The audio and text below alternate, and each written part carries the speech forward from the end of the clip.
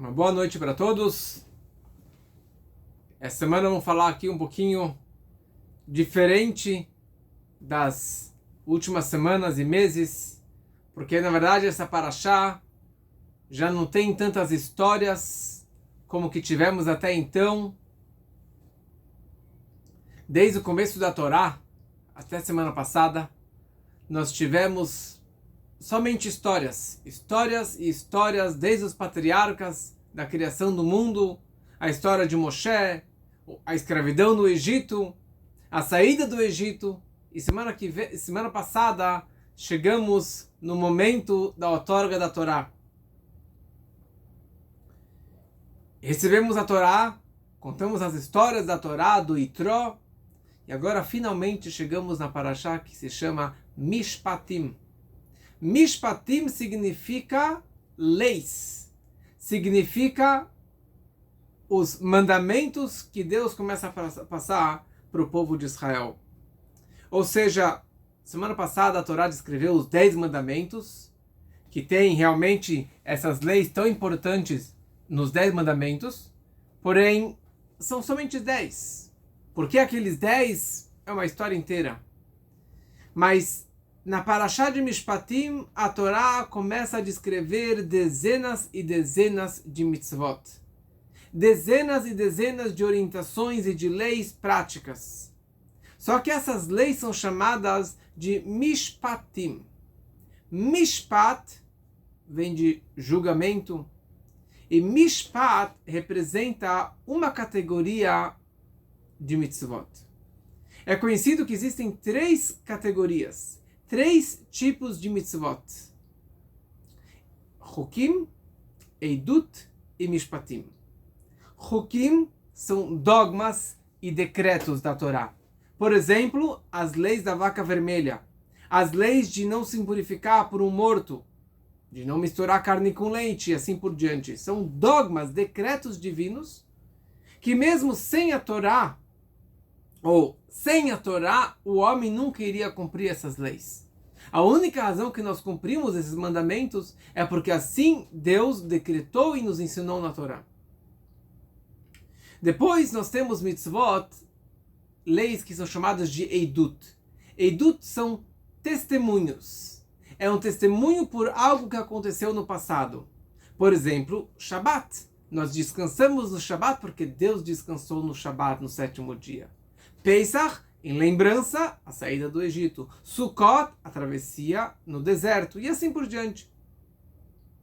E depois nós temos a terceira categoria, que são chamadas de Mishpatim. Mishpatim são leis lógicas, que mesmo sem a Torá sendo outorgada, um homem civilizado, usando o bom senso e a boa educação, ele poderia cumprir várias delas.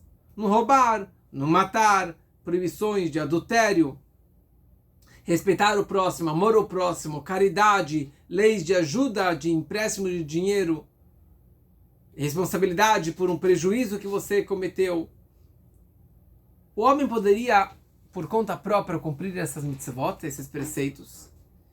Só que nós recebemos todas essas mitzvot, esses preceitos do Monte Sinai. Os próprios 5 últimos mandamentos, não roubar, não matar, ou seja, sequestro, adultério, não mentir e assim por diante, não ter inveja, são mitzvot lógicas, são preceitos lógicos. E essa que é toda a ideia desta paraxá. A Torá vem descrever várias dessas leis lógicas. Mas a Torá quer nos descrever o seguinte: e estes são os mandamentos que vieram do Sinai. Ou seja, da mesma forma que nós recebemos os 10 mandamentos do Sinai, nós também recebemos todas essas leis lógicas do Monte Sinai. Ou seja, com o mesmo barulho, com a mesma potência de revelação espiritual que nós recebemos e testemunhamos na revelação do Sinai, saiba que a lei do respeito pelo escravo, as leis em relação a não roubar, não matar, se você roubou, quanto que você tem que pagar? Em dobro, 4 vezes, 5 vezes o valor?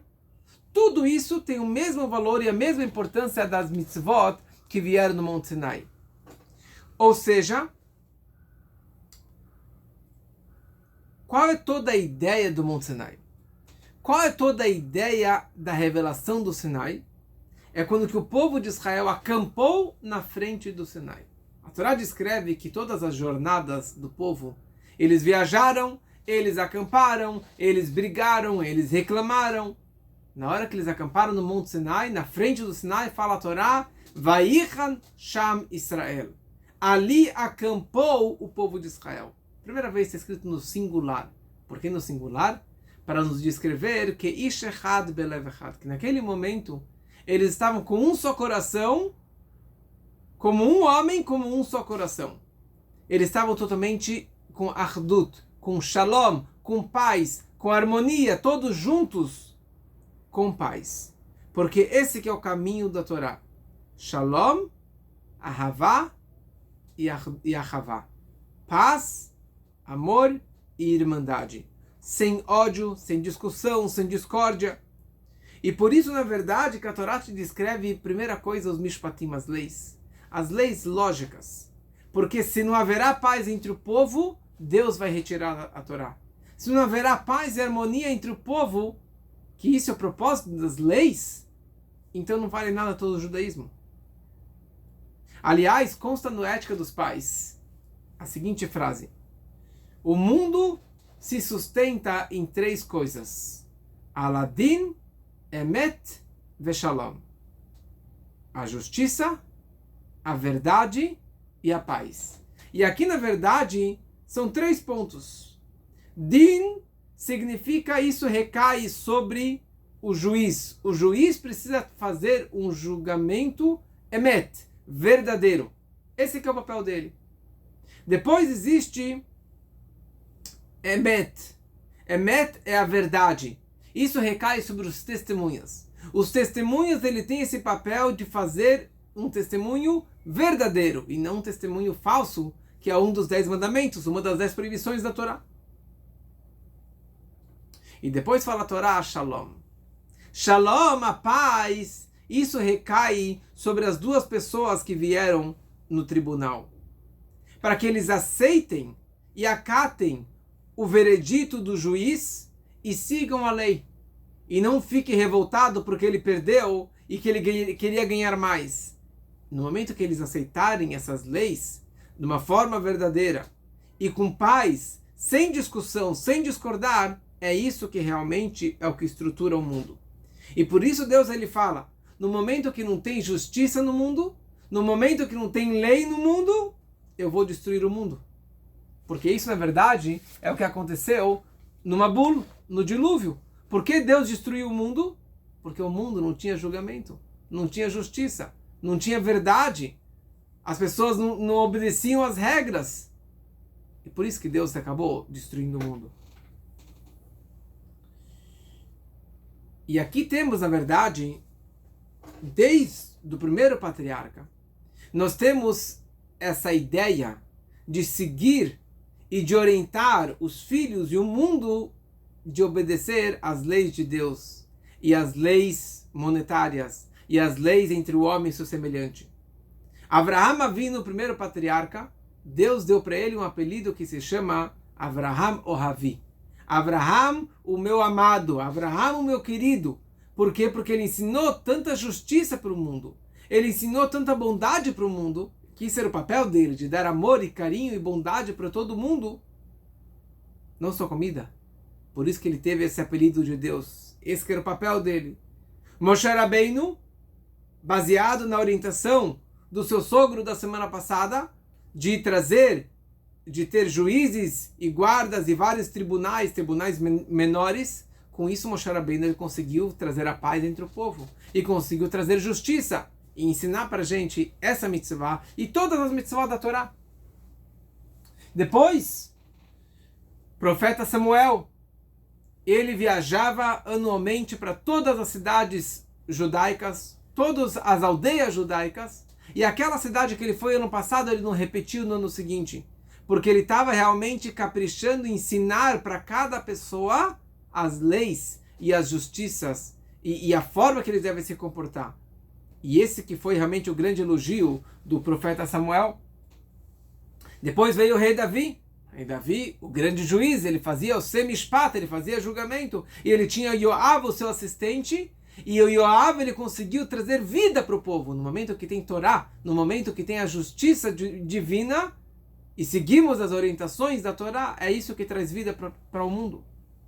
E depois seu filho, o rei Salomão, o homem mais sábio, ele conseguiu, na verdade, ele pediu para Deus uma mente, um coração para que ele pudesse captar e entender e julgar da forma correta. E por isso que ele realmente acabou virando o homem mais sábio de todos os tempos. Com toda a sua sabedoria, ele conseguiu julgar, como é conhecido tantos e tantos julgamentos que o rei Salomão ele fez. E até o último dessa dinastia da casa do Davi, o Melach HaMashiach, o rei Mashiach, que o papel principal dele vai ser que ele vai julgar o povo com justiça. Ele vai julgar o povo da forma correta. Interessante que o rei Mashiach, Melach HaMashiach, ele vai julgar com olfato. Está escrito Veirichó, ele vai cheirar, e baseado nesse cheirômetro, ele vai saber quem é culpado, quem é o réu, quem tem que pagar, quem é judeu, ele vai saber julgar as pessoas da forma correta, com todo esse poder que ele tem, que ele terá. E na verdade, Jerusalém só será construído em breve, reconstruído, em mérito do Mishpat, em mérito da justiça. Assim que consta que Yerushalayim será reconstruído, Tzion bemishpat tibadeh, ele vai ser redimido em mérito da justiça. Então, essas são algumas ideias sobre o Mishpatim. Então Deus ele falou naquele momento que nós recebemos a Torá do Sinai. Se vocês seguirem os meus estatutos, seguirem as minhas leis, ótimo. Se não, simplesmente eu vou retirar a Torá de vocês, porque todo o objetivo que eu passei e ensinei a Torá para vocês foi com essa razão, para que vocês possam seguir as leis. E a Torá descreve: Ela mishpatim asher tassim lifnehem. Essas são as leis que você deve apresentar perante eles. Você deve colocar na frente dele. Você deve expor na frente do povo. Tassim lifnehem significa que vocês devem fazer que nem o Shulchan Aruch. O nome do código de leis é Shulchan Aruch, uma mesa exposta. A mesa preparada com toda a comida, tudo em cima da mesa. Assim também, na hora que você vai ensinar para um aluno, ensinar para alguém Torá, as leis da Torá, você deve abrir o jogo. Você não pode deixar os livros fechados na prateleira. Você tem que abrir todos os livros ou todas as explicações para que as pessoas possam gostar e entender e acompanhar toda a Torá.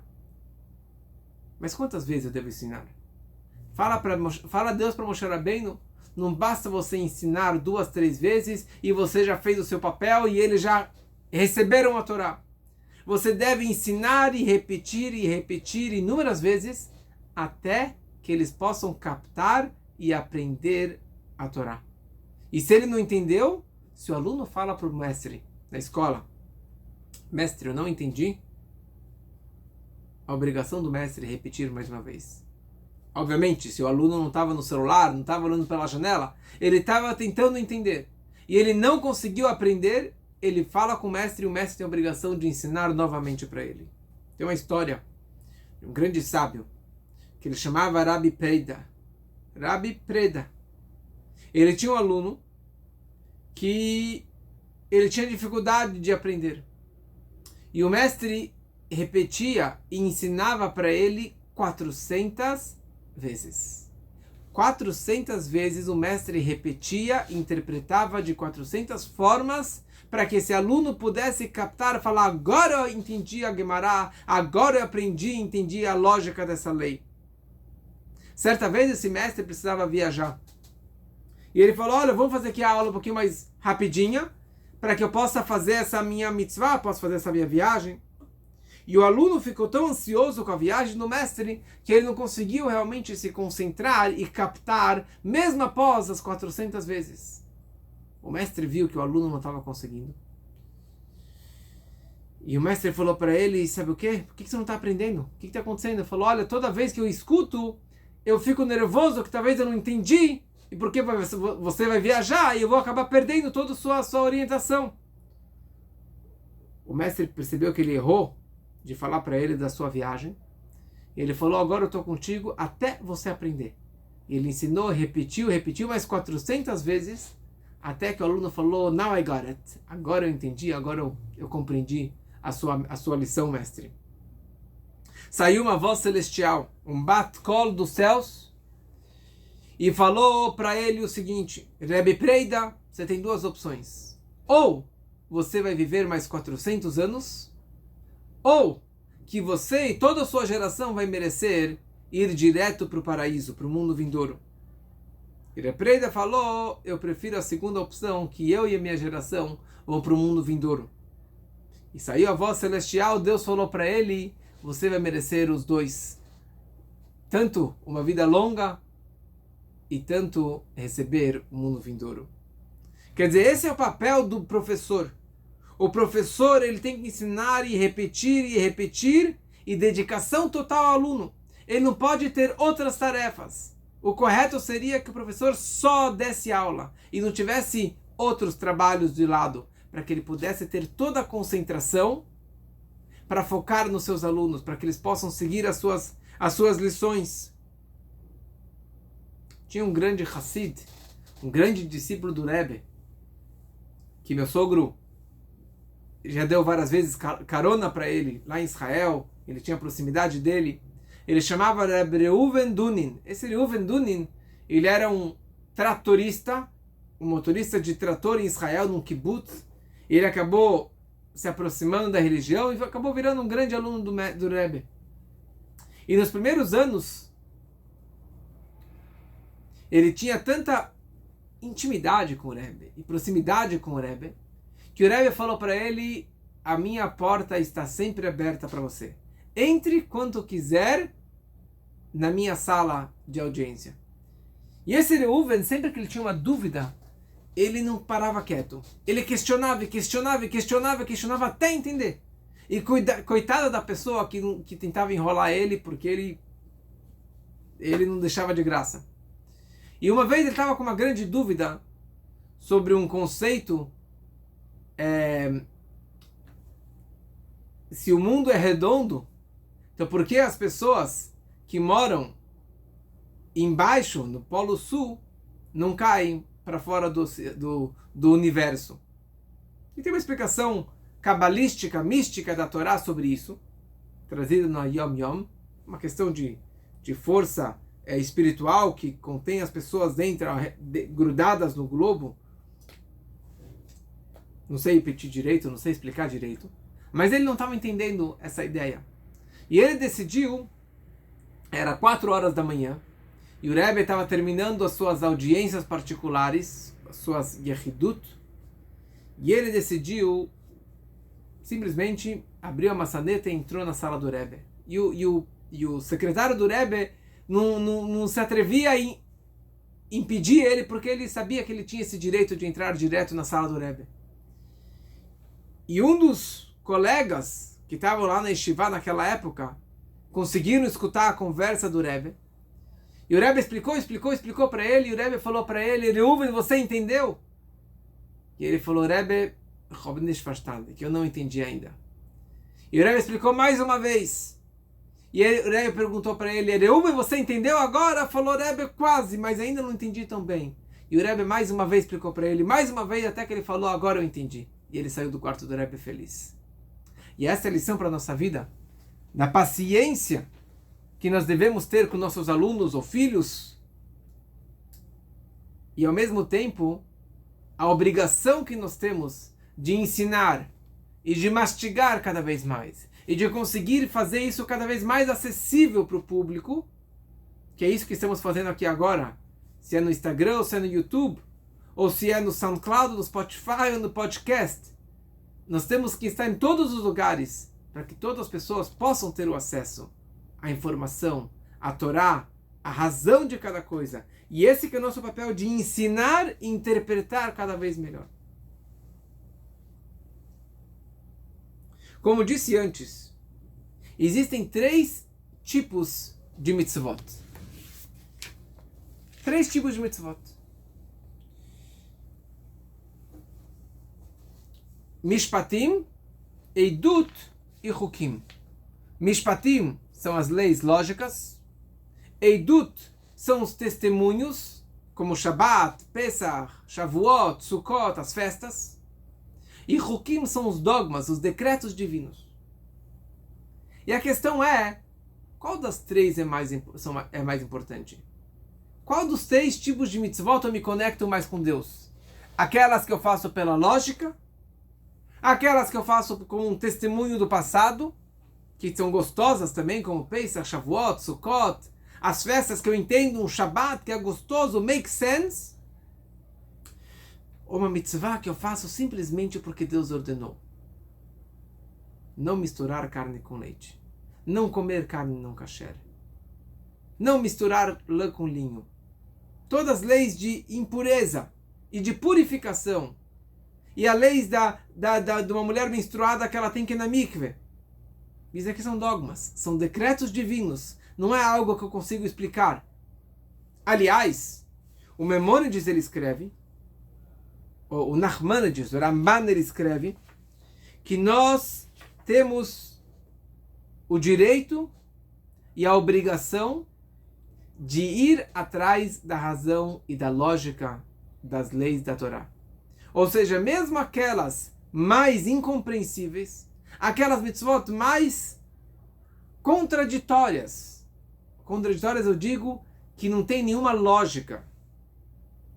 E o exemplo disso é a lei da vaca vermelha, que a vaca vermelha, o intuito dela ser queimada e usar das suas cinzas era para purificação, mas o sacerdote, o Cohen, que participava no processo de queimar as cinzas ou de aspergir a água no impuro, ele acabava se purificando. It doesn't make any sense. Mas na hora que eu cumpro uma mitzvah, um preceito como este, eu estou fazendo isso porque Deus ordenou. Qual das 3 é mais importante? Na verdade, não existe mais importante ou menos importante. Não existe você falar, eu sou judeu porque eu não como carne de porco. Quem disse que carne de porco é mais importante do que o tefilim? Quem disse que o Shabat é menos ou mais importante do que o Yom Kippur? Quem disse que misturar lã com linho, ou de emprestar dinheiro sem juros, ou de dar tzedakah é menos ou mais importante? Na verdade está explicado na mística, na Hassedut, que essas 3 categorias, elas estão interligadas. E basicamente, dos 2 extremos, as leis lógicas e as leis ilógicas, ou além da lógica, acima da lógica, os dogmas, decretos, elas totalmente interligadas. Ou seja, no fundo, a razão verdadeira pelas mitzvot, ninguém consegue entender. É de um nível que está muito além da nossa compreensão. É um nível de fé. É um nível de conexão máxima com Deus. É a vontade divina. Mitzvah vem da palavra tzavta. Mitzvah, preceito. As ordens divinas vem da palavra tzavta, que significa conexão. É um connection. Na hora que eu faço uma mitzvah, eu estou me conectando com Deus. Agora, por que se eu tenho uma letra apagada na mezuzá, no tefilim, na Torá, não está mais kasher? Por que se tiver uma letra borrada, não está mais kasher? Por que se cair um pedacinho de carne no leite ou no leite na carne, aquilo tem que ser jogado no lixo? Por quê? Quem disse isso? Qual é a lógica de tudo isso? A base de todo o judaísmo e de todos os preceitos judaicos são muito além da nossa compreensão. São muito além do nosso raciocínio. Sabe por que nos devemos cumprir? Porque sim. Porque Deus ordenou. Na hora que eu cumpro uma mitzvah baseado simplesmente porque Deus pediu que eu fizesse, essa é a forma que eu me conecto diretamente com Deus. Eu me conecto com aceitando a ordem divina. O Kabbalah Tola, eu estou me conectando diretamente lá em cima. Certa vez uma pessoa virou para o nosso Rebbe e falou, Rebbe, eu não... Desculpa, o Rebbe contou que uma vez alguém reclamou para o terceiro Rebbe, para o Tzemach Tzedek. Ele falou, Rebbe, eu não tenho prazer em estudar Torá. Eu não tenho prazer, eu não gosto, não tenho prazer. E o Tzemach Tzedek falou para ele, o que eu posso fazer que eu sim tenho prazer de estudar Torá. Como conhecido que ele era um grande crânio, um grande mestre em todas as áreas da Torá. Qual a diferença se eu tenho prazer ou se eu não tenho prazer? E o Rebbe explicou que na verdade uma pessoa que ela estuda a Torá pelo prazer, então eu estou curtindo nesse momento. Eu estou conectando com o meu intelecto, com o meu prazer, com as minhas emoções.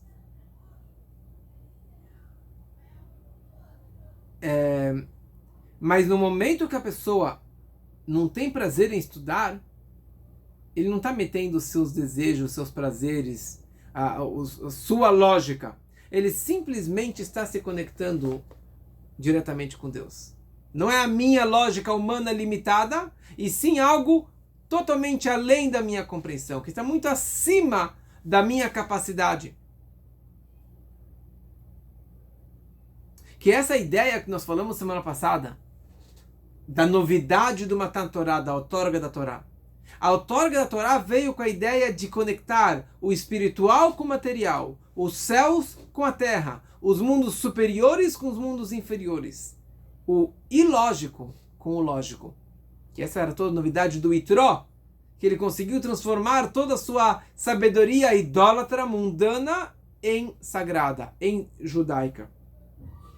O propósito do judaísmo é você pegar as mitzvot que você acha que tem lógica, que você acha que tem um raciocínio, e você vai cumpri-las não porque você gosta, porque eu sou uma pessoa educada e eu me sinto bem em emprestar dinheiro. Eu me sinto bem em ajudar uma pessoa. Eu me sinto bem colocando tefilim. Não, eu vou fazer as mitzvot porque assim Deus me ordenou. Que na verdade, eu preciso ter os dois ao mesmo tempo. Eu preciso ter o intelecto, eu preciso ir atrás, como Nachmanides falou, entender o porquê que eu não posso misturar a carne com leite, e tem várias explicações, como eu já gravei em outras aulas sobre isso, o porquê de não roubar, o porquê do não matar, o porquê do adultério, do casamento, das leis, porque a lei da mulher tem que ir na mikve e o casal tem que ficar separado durante 12 dias, até que ela vá ao mikve. Tem lógica, tem explicações, tem benefícios ao homem, ao casal. Ou seja, eu preciso sim ir atrás da lógica e do prazer. Não tem problema de você curtir o judaísmo, de você curtir um gefilte fish, um Shabbat, e a família unida, e curtir, colocar um tefilim. Não tem problema, pelo contrário. Mas ao mesmo tempo nós precisamos ter essa fé, porque fé é onde que o intelecto termina. A emuná começa aonde que a minha lógica cessou. E eu preciso ter os dois ao mesmo tempo. E a prova dessa ideia é a primeira mitzvah que a Torá descreve nessa parashá, que na verdade é a primeira lei lógica que a Torá está nos ensinando. Fala a Torá quando você vai adquirir um escravo hebreu.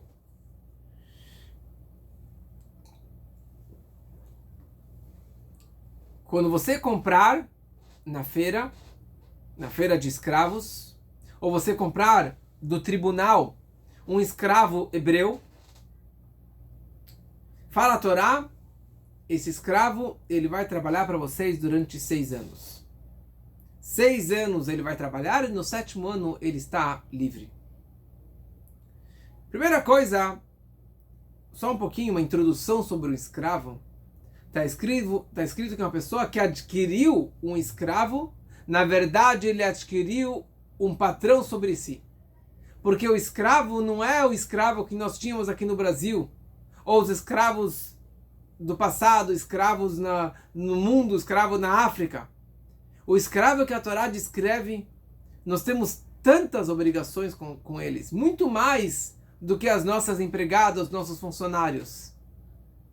Um escravo, ele não pode trabalhar difícil. Ele não pode trabalhar pesado. Você nunca pode desprezar um escravo. Você nunca pode xingar um escravo. Você não pode dar para ele um trabalho desnecessário. E você não pode nem chamar ele de escravo. Né? Hoje chamamos ela de empregada. Você não pode chamar ela de empregada. Tem que chamar ele pelo nome dele. O patrão não pode comer melhor do que o seu escravo. O patrão não pode ter uma casa melhor do que a do escravo.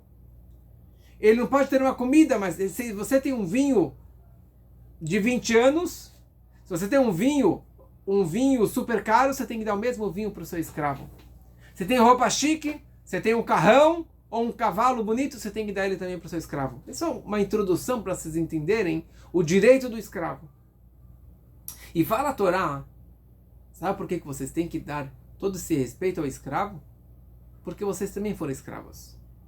Como nós falamos todos os dias, e falamos no primeiro mandamento na semana passada. Eu sou o seu Deus que te tirou do Egito, da escravidão do Egito. Avadim Ainu, nós também éramos escravos. E eles não deram nenhum direito a nós.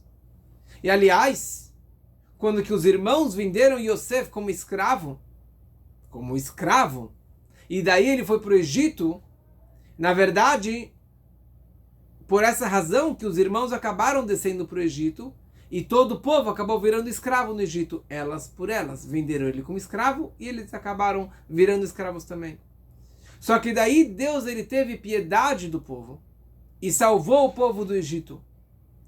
E essa, na verdade, a partir dessa ideia que Deus teve pena do povo de Israel, por isso que Deus também colocou na Torá, e a primeira lei que aparece aqui são as leis do escravo.